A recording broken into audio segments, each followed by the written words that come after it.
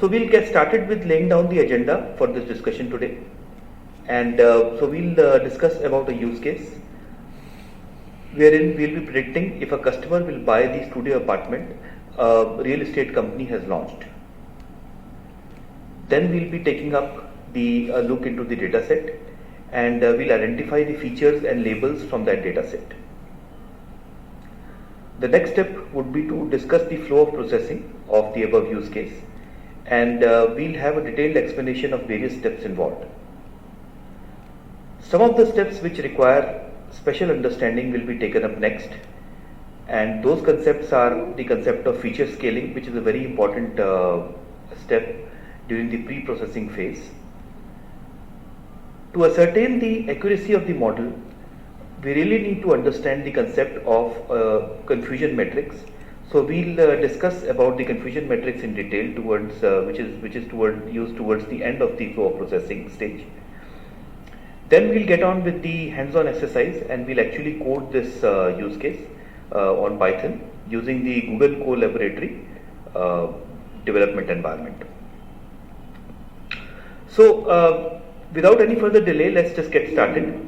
So we'll discuss a real life scenario where a real estate company wants to launch a sales promotion campaign on social media, and they have entrusted you the task of coming up with a predictive model whether a customer will buy a studio apartment or not. So essentially what they have done is that they have gathered some data from the past, and from that data they expect the data scientists to create a predictive model so that they can target those customers which have a good possibility of buying their studio apartment with special discounts and other sales promotion schemes. So as a data scientist, you are supposed to help this company to create this predictive model.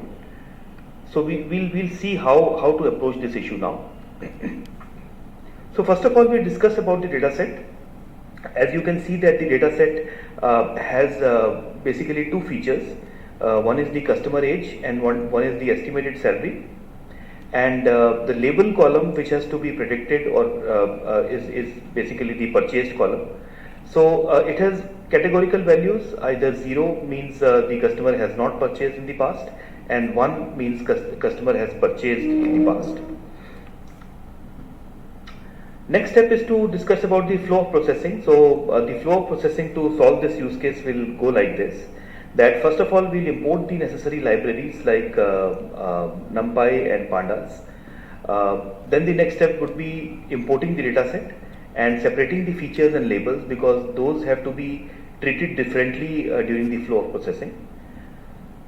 Then we'll be splitting up the data set into training set and test set. So training set actually contains labeled data, and training set is actually used to train your model on the data, which enables the model to predict the outcome of any new entry or the test set, right? So test set is again a subset of the original data which we have created in order to test our model prediction. So knowing the effectiveness of the model happens only when we have test set with us. It is very important for us to bring all the features of our data set on the same scale. And we'll see why feature scaling is so important. Then actually we come down to the actual task of training the model on training data. After that, we predict the result on the test data, and then evaluate the result using confusion matrix which helps us to ascertain how accurate is our model.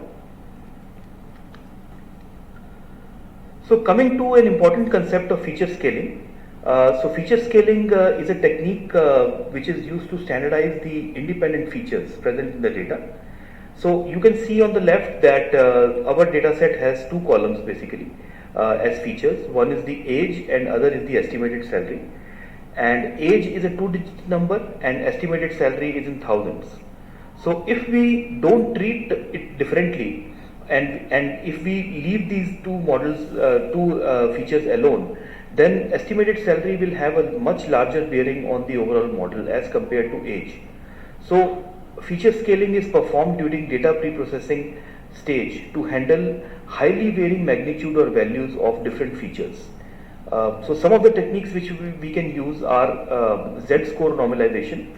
So Z-score normalization, what it does is that different features, it creates a normal distribution, and which is created by subtracting the mean of that feature from every data point and dividing it by the standard deviation. So essentially you are calculating a Z-score here. Another technique which you can use is min-max scaling. So you can actually use the formula which is given at the bottom to calculate the X norm. So either the Z score or the X norm can be used to perform the feature scaling exercise. Another important concept which needs special mention here is the confusion matrix. This is a very important matrix which is used to ascertain the model accuracy.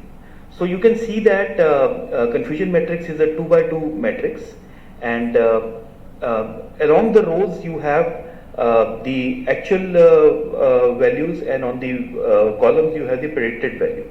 So essentially a confusion matrix is a table that is often used to describe the performance of the classification model on a set of test data for which the true values are known. So it is performed on the test data which we have created as a subset of the original data set.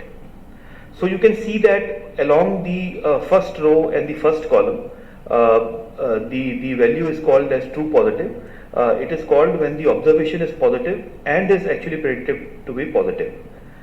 First row, second column is observation is positive, but it's predictive as negative. Second row, first column, observation is negative, but it is predictive as positive.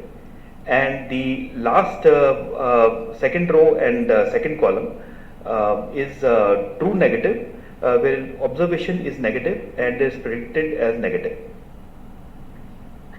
So you can see that along the diagonals, the first diagonal, all the value true positive and true negative are the right predictions, and false negative and false positives are actually errors which should not be performed, right? So we have to minimize these errors if the accuracy of the model has to be good.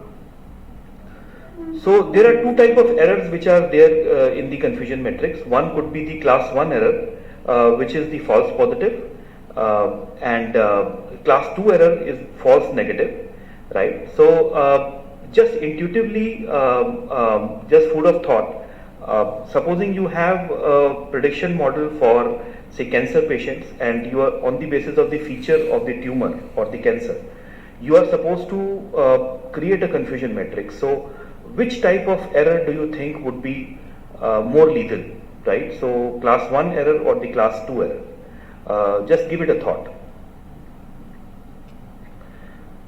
One of very important matrix which has to be derived from the confusion matrix is the accuracy percentage.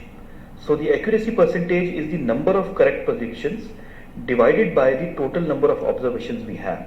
So if your model is say 95% accurate, that means that your model is able to predict 95% of the correct readings on the test data.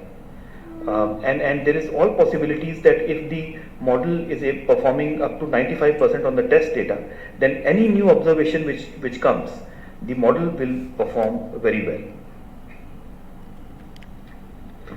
So now we are coming to the most interesting part. So we'll now conduct a hands-on exercise on this use case which we have laid down, and we'll be using Google Colaboratory as a cloud-based Python environment. The objective of using this environment is that we don't need any client-side installation, and it is more like a Jupyter notebook. And it is a very important and very interesting tool which is given by Google to execute your Python code.